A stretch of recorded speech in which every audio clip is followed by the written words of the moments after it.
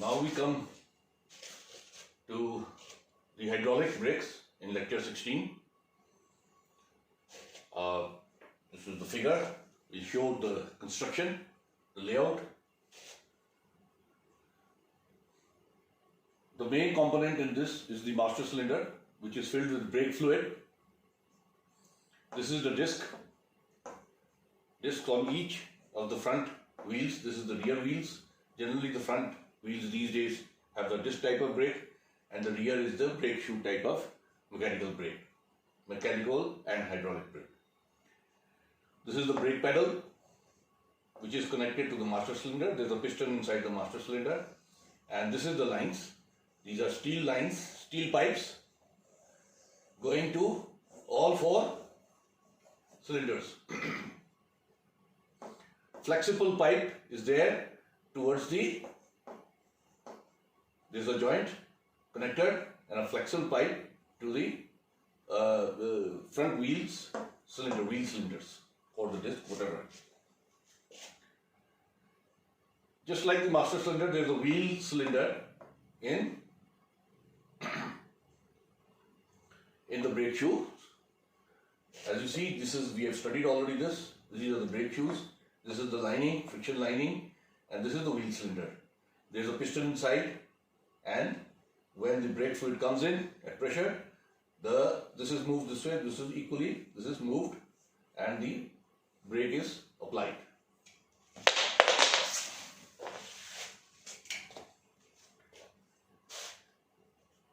Okay, let's now read this construction. Main component is master cylinder, which contains reservoir for the brake fluid, filled with brake fluid. Master cylinder is operated by the brake pedal. This is the brake pedal, and is further connected to the wheel cylinder in each wheel, through steel pipe lines. These are the unions, and flexible hoses towards the end. The system is so designed that even when the brakes are in a released position, a small pressure, brakes release means that you are not pressing, the driver is not pressing the brake. So that even when the brakes are released, a small pressure of approximately 50 kilopascals is maintained in the pipelines to ensure that the cups of the wheel cylinder, there are cups in the wheel cylinder, so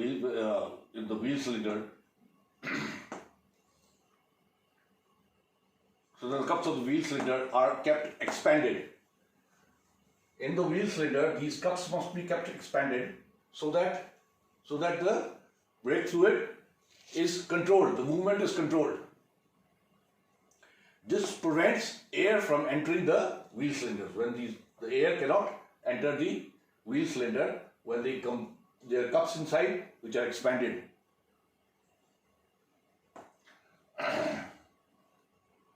From entering the wheel cylinder when the brakes are released.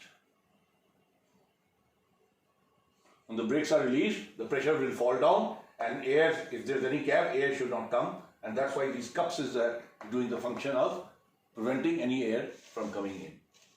When the brakes are released, so there will be a certain fall in pressure in the line. This pressure also serves the following purposes. So besides that, what are the purposes of maintaining 50 kilopascal pressure in the lines? It keeps the free travel of the pedal minimum by opposing the brake shoe retraction springs. Now, brake shoe retraction springs are here. We studied the figure last time. There are retraction springs here.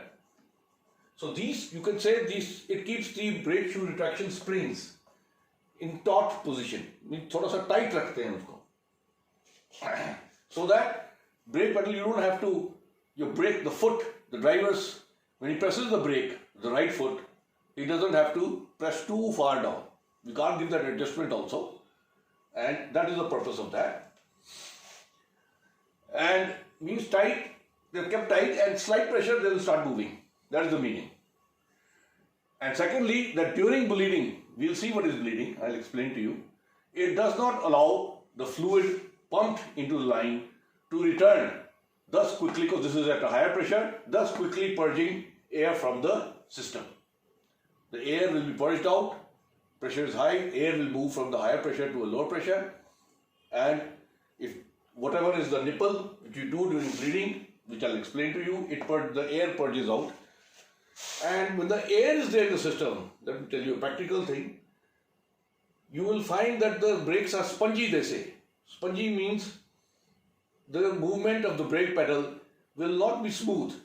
Spongy means for some distance it will travel fast, for some distance slow. That is an indication that there is air in the system, and also the braking effort will slightly increase. These are the practical ways of finding out if there is air in the system. Brakes will not be so effective. For someone who is driving a vehicle every day, he will come to know the difference.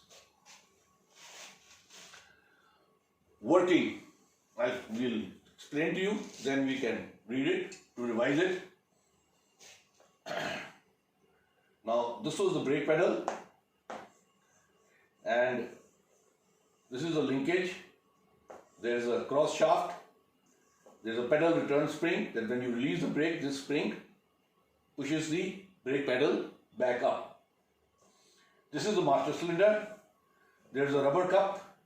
This is a push rod which is connected to, even inside this there is a piston, and this is the linkage. This is brake pedal adjusting nut for making adjustments of the free pedal or the movement of the linkage. So the operation is when the driver brakes, this against this spring, the spring gets compressed and the push rod moves forward. There is a valve inside. There is a bypass also, which is not shown. Bypass, so that to the system of brake fluid system. So once that the bypass valve is closed, further pressure is built up into this compression chamber, you could say, and from here it will go out into the lines, steel pipes, flexible pipes and unions to the wheel cylinders. And once it goes to the wheel cylinders, the brake will be applied. What happens with the wheel cylinder? There are two pistons inside. High pressure comes in, the pistons are moved and the brake shoes are expanded to apply the brakes. Now let's read it. The push rod is operated with the foot brake pedal through linkage. As pedal is pressed, the push rod moves the piston to the left against the force of the spring. Against the force of the spring means against the force of this spring, till it covers the bypass port. There is a bypass port which is not shown. Further movement of the push rod causes, it will keep moving, causes the building up of pressure in the compression chamber. Pressure is built up. Finally, when sufficient pressure has built up, the inner rubber cup of the fluid check valve, there is a check valve here, is deflected, forcing the fluid under pressure into the lines. There is a check valve here which maintains that pressure. Only when that, you can see, when that pressure is crossed, does the check valve open. This fluid enters the wheels through the lines, applying the brakes. So this is the basic system of the hydraulic brakes. Now let's see, bleeding we have mentioned. Bleeding means to remove any air which has come into the brake fluid system. It may be in the pipes, it may be in the master cylinder, or even in the wheel cylinders. So this is the diagram. This is the master cylinder. This is the brake pedal, as usual. This is the back plate of this. We are now talking. This is this. This is the view from the side. This view is from this side. This is from this. This is the wheel cylinder. This is the shoe. This is the shoe is here. This shoe is here. This shoe is this. You are seeing this from this view. A small container is kept. Normally you have in the workshop 2 people who do this operation. The driver sits in the driver compartment and gradually brake, he pulsating sort of action by the brake, release and release, press, release, press. That is this action. So the pressure is built up, the fluid is sucked from the jar. Someone is sitting here into the jar and it goes here. There's a bleeding nipple in each of the wheels. A bleeding nipple. The pressure is there. If there's any air, it will come out through the bleeding nipple. And as we saw, that the air will move out and maintains a certain pressure so that the fluid does not come back. 50 kilopascals is the pressure inside. It does not move back. So the movement will be only in this direction. And if any air is in the system, so this particular wheel, it will from the bleeding nipple, the air will come out.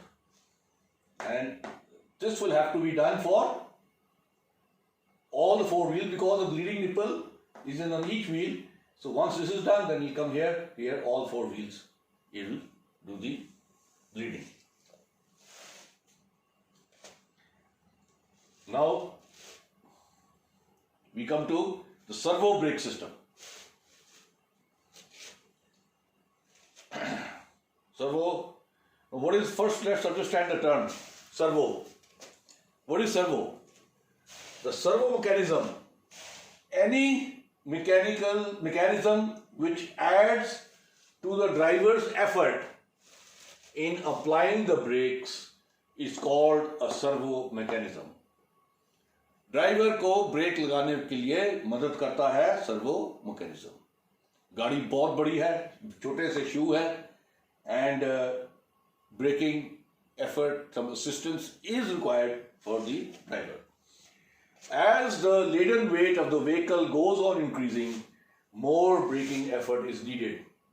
एक truck को आप पूरा भर दोगे तो naturally the braking effort will go on increasing. And the limit is normally reached at about 3 tons. 3 tons stuck total weight, laden weight means including the load and weight of the vehicle. A driver, a young man, is 20s or 30s, वो break मार सकता है, ताकत है. लेकिन if it's long distance, जैसे यहाँ से दिल्ली जा रहे हैं, पानीपत से दिल्ली जा रहे हैं, फिर नहीं हो पाएगा, उसकी टांगे दर्द होगी, right side. So up to 3 tons, beyond 3 tons, even in up to 3 tons, their tiredness will come into his legs. Beyond this, the help of the servo action or self-energization, it's also called self-energization of the brakes. We'll see how system is such, self-energization of the brakes is taken.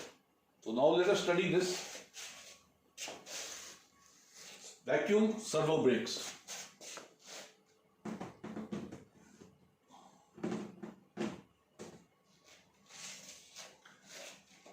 I'll explain first the vacuum brakes system, then you'll read it, so it will sort of a revision also, and you'll understand better. This is the brake pedal, connected to the, we know, to the master cylinder, brake pedal connected to the master cylinder, and here the main component in this system is a vacuum reservoir. This vacuum reservoir is connected through a non-return valve to the inlet manifold. We know we maintain a vacuum in the inlet manifold between the carburetor and the inlet. There's a vacuum which is created, which sucks the whatever you want. That is the air, fuel mixture, whatever it is. So this vacuum is taken from the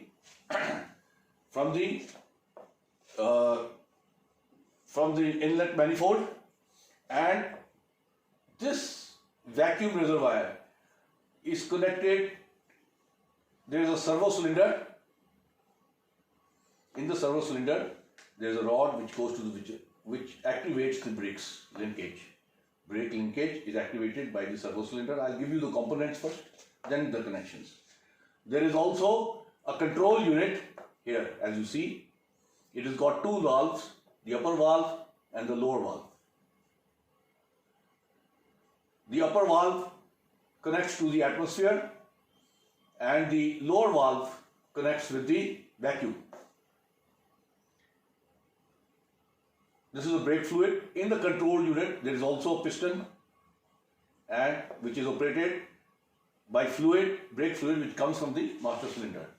Now the vacuum reservoir, which we obtained from the inlet manifold, is connected one side directly to the servo cylinder. This is the servo cylinder, and the other side through the control unit again to the servo cylinder. Now what you see is the brake pedal is free position. Means in brake pedal free position means the driver has not practiced the brake, he is driving, not made any brake making effort so far. Here the upper valve is closed to the atmosphere. That means the atmosphere cannot enter the control unit. That means both the sides, this lower valve is open and the vacuum is on both sides of the servo cylinder. The brakes will be applied when this piston in the servo cylinder is forced against its spring and connected to the brakes, the linkage to the brakes. Linkage to the brakes. And when the brakes are released, this spring pushes back the piston. Then we'll see. So these are the components. The control unit, which has upper valve connected to atmosphere, lower valve connected, which is lower valve is also connected through the vacuum to the servo cylinder as explained. Now let us see the working. When the driver presses the brake pedal, the master cylinder, as we have seen, pressure will build up in the master cylinder, and this brake fluid, this is all brake fluid which is shown dotted, will move up into this lower part of the control unit, and this piston is operated. Now presently, brake free position mein, both the vacuum was on both sides of this piston in the servo cylinder. Now what happens when we move up? When you move up, this lower valve gets closed. This closes this and this opens. You see carefully, this will move up means now it's in a closed position, it will move up and the atmosphere will act this side. Now we know the atmospheric pressure is much more than vacuum, and below the vacuum is this is closed, this opens, so the vacuum is stopped here and the vacuum is only applying on the right side of the piston. So the atmospheric pressure is on this side, vacuum is on this side. So which side will this piston move? Naturally from high pressure to low pressure against the force of the spring, and this is connected to the brake linkage and the brakes are applied. That means all this effort, driver just has to press the brakes slightly, and all these actions, vacuum action, atmospheric action, all these actions takes place, and they do all the hard work, and driver ने सिर्फ थोड़ा सा brake pedal दबाना है, बाकी काम ये vacuum और atmospheric pressure वो सब करता है inside, including this control unit and the servo cylinder.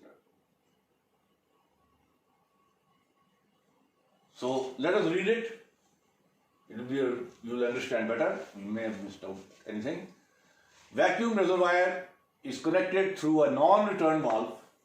So we'll go back in non-return valve to the inlet manifold, which is between the carburetor and the engine. Between carburetor and engine is the manifold, inlet manifold, from where all the air and the fuel mixture goes into the engine. Vacuum reservoir is further connected to the servo cylinder on both sides of the piston.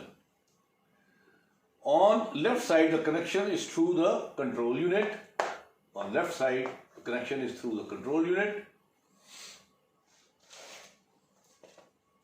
while on the right side, it is the direct connection. This is the direct connection. Control unit also contains a piston. Control unit also contains a piston. This is the piston, to which two valves are attached, upper valve and lower valve. The upper valve controls the connection between the atmosphere and the left side of the piston in the servo cylinder. We want the atmosphere to come on the left side so that the pressure here is more and moves that way. The lower valve controls the connection between the vacuum reservoir and left side of the servo cylinder piston.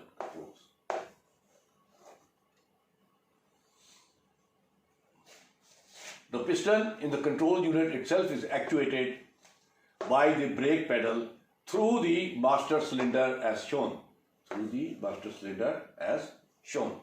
When the brake pedal is free, this is the free position, the upper valve in the control unit is closed, and the lower valve is open.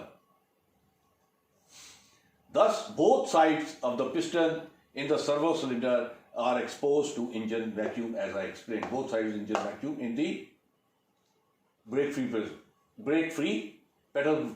position. However, when the brake pedal is pressed to apply brakes, the pressure of the brake fluid pushes the piston in the control unit up, thereby closing the lower valve. Lower valve gets closed and the upper valve opens, and opening the upper valve. Thus, left side of the servo piston is exposed to atmosphere. Once this opens, the atmosphere will come in on the left side, the atmospheric pressure, the upper valve. Thus, left side of the servo piston is exposed to atmospheric pressure, whereas the vacuum acts on the right side. This causes the servo piston to move to the right side. This movement is utilized to apply the brakes in the wheels through some linkages which may be mechanical or hydraulic. These are the linkages I have already explained to you how this works. Thus, the force exerted by driver for applying the brakes is considerably reduced. बहुत कम effort driver ने लगाना है, और practically the whole of the braking effort is supplied by the engine vacuum. So vacuum servo brakes में whatever effort to apply the brakes is provided by the vacuum, assisted by atmospheric pressure. You can say like that. So this covers the hydraulic brakes and vacuum servo brakes. Next lecture we will see whatever is as per the syllabus. We will go to next type of brake. Thank you.